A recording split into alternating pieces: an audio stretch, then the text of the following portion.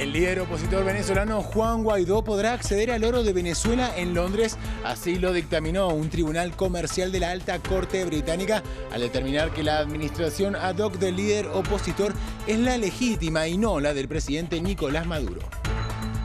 Estados Unidos alcanzó una cifra récord de casi 53.000 nuevos contagios de COVID-19 en las últimas 24 horas, la más alta desde que comenzó la pandemia.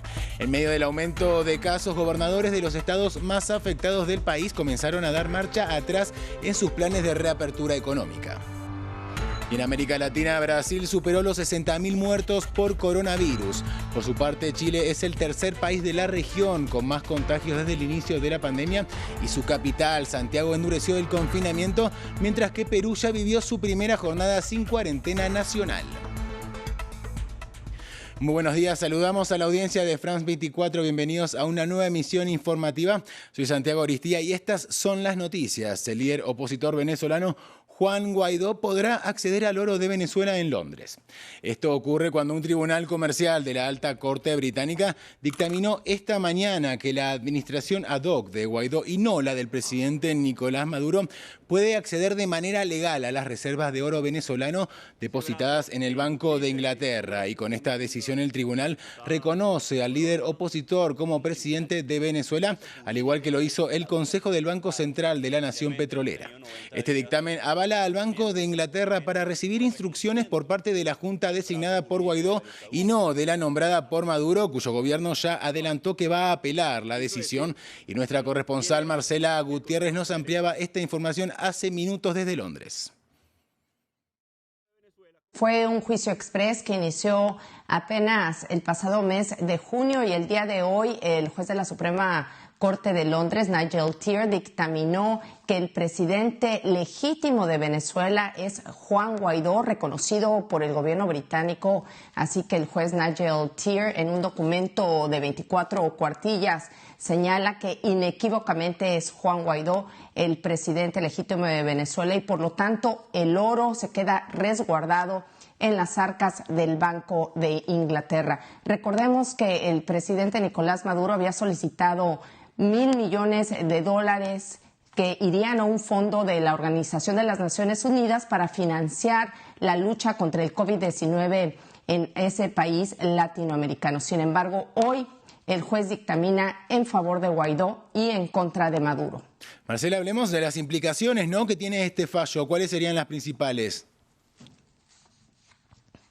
Pues la principal implicación es que ahora el Banco Central de Venezuela de Nicolás Maduro va a apelar esta decisión del juez, pero además debemos recordar que esto es sin duda una victoria sin precedente para el líder opositor Juan Guaidó, ya que no solamente es reconocido como el presidente legítimo, sino que también el Consejo del Banco Central de Venezuela, que él mismo nombró, es el único instituto legítimo también para poder acceder al oro de Venezuela.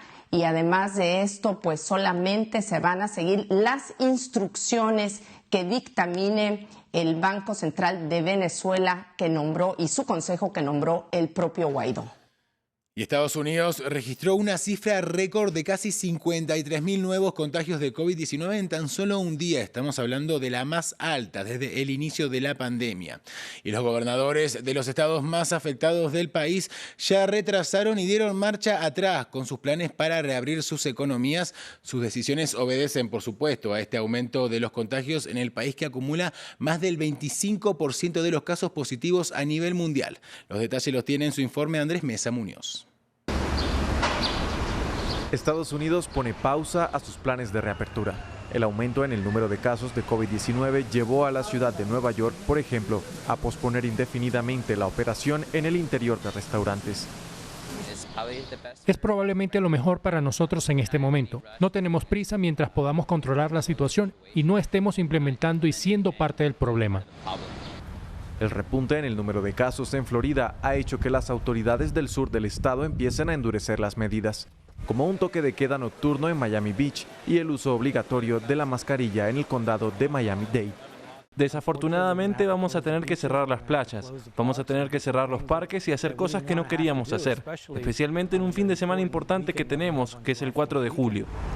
Al otro extremo del país está California, donde el número de contagios ha aumentado en casi un 50% durante las últimas semanas. Las autoridades ordenaron el cierre de las playas del condado de Los Ángeles durante este 4 de julio, así como de varios comercios en la mayor parte del estado durante unas 3 semanas. Hemos enfocado específicamente nuestros esfuerzos en cerrar las operaciones en interiores, en restaurantes, bodegas y salas de degustación, salas de cine, entretenimiento familiar. En junio, los casos de COVID-19 aumentaron más del doble en unos 14 estados. Arizona, Carolina del Sur y Arkansas presentaron las cifras más altas. Estados Unidos es el responsable de cerca del 25% de los contagios en todo el mundo. Avanzamos ahora en América Latina. Brasil, el segundo país más afectado de todo el mundo por el brote de coronavirus, luego de Estados Unidos, por supuesto, superó ya los 60.000 muertos y se acerca al 1,5 millones de contagios. El gigante sudamericano registró en las últimas 24 horas 1.038 nuevos fallecidos y cerca de 47.000 nuevos contagios. Desde el Ministerio de Salud brasileño advirtieron que la tasa de muertes es de 29 por cada 100.000 habitantes, mientras que la de contagios es de 689 por cada 100.000 habitantes también. El mayor número de muertes se concentran en São Paulo y en Río de Janeiro. Vamos ahora a Perú, que este miércoles levantó el aislamiento obligatorio y comenzó un periodo de cuarentena focalizada en varias regiones del país. Y en las calles de Lima, la capital, se vieron escenas que muchos califican como caóticas. En su primer día sin una cuarentena nacional obligatoria, cientos de vendedores ambulantes y también de compradores se congregaron en el centro de Lima, mientras los atascos obstaculizaban el tránsito en las principales avenidas de la ciudad. Perú reporta al momento casi 300.000 casos activos y un total de 9.860 muertes. Recién se ha aperturado todo esto y mire, el tráfico es terrible y es muy preocupante por esta pandemia que estamos atravesando, de verdad. Por supuesto que siempre está el tema latente que se va a dar una segunda ola, pero con todas las precauciones que la gente tiene la previsión de evitar esa segunda ola. Y en Rusia, el recuento de los votos confirma una amplia victoria para el gobierno de Vladimir Putin en el plebiscito que se completó el pasado miércoles para avanzar en una reforma constitucional que le permita al mandatario aspirar a otra reelección en 2024. Casi el 78% de los rusos votaron por el sí a la reforma, que incluye 206 enmiendas a la Carta Magna. Mientras tanto, la Unión Europea llamó esta mañana a Moscú a investigar presuntas irregularidades alegadas en este plebiscito y el principal opositor ruso, Alexei Navalny, calificó a las votaciones como una enorme mentira. Y para analizar esta información está con nosotros Vladimir Rubinsky. Él es profesor de Ciencia Política y Relaciones Internacionales de la Universidad ICESI. Señor Rubinsky, muchísimas gracias por su presencia en France 24. Preguntarle en primer lugar qué repercusiones está teniendo este resultado entre los ciudadanos rusos. ¿Qué dicen? Bueno, para los rusos será una votación completamente atípica, no solamente por el tema de pandemia, donde les tocaba votar en lugares muy distintos, incluso en los patios de las unidades residenciales, en las casas de verano. O sea, realmente votación tuvo lugar en muchos otros lugares descomunales de manera muy extraordinaria, pero también porque por primera vez les tocaba votar no solamente por permitir a Vladimir Putin reelección perpetua prácticamente, sino también por tratar de decir qué es esta Rusia de hoy, más de 20 años después de la caída de la Unión Soviética, porque, como usted estaba diciendo, hay muchos nuevos artículos en la Constitución que prácticamente va a redefinir cómo es la Rusia y cómo va a ser la Rusia. Por esta razón es muy importante. Los temas son desde qué es la familia para la sociedad rusa hasta el manejo de la memoria histórica. Entonces hay realmente unos cambios fundamentales que posiblemente van a haber en la vida de los rusos, porque la votación por esta Constitución no es donde termina el proceso, porque luego va también todo el trabajo legislativo y ya están anunciando alrededor de 80 nuevas leyes que a Rusia le toca aprobar para cumplir con esta nueva Constitución. Vladimir, mencionaba usted, ¿no?, que este plebiscito da cuenta de qué es Rusia, ¿no? ¿Qué quiere ser Rusia? Hacia esto apunta esta pregunta, porque no solo se votó para permitirle al presidente Putin una posible reelección, algunas de las más de 200 enmiendas podrían ser consideradas como cierto retorno a los valores de familia tradicional, ¿no? Por ejemplo, el hecho de definir al matrimonio como la unión entre un hombre y una mujer, excluyendo de esta manera el matrimonio entre personas del mismo sexo. ¿Habla esto de un carácter marcadamente conservador en la sociedad rusa?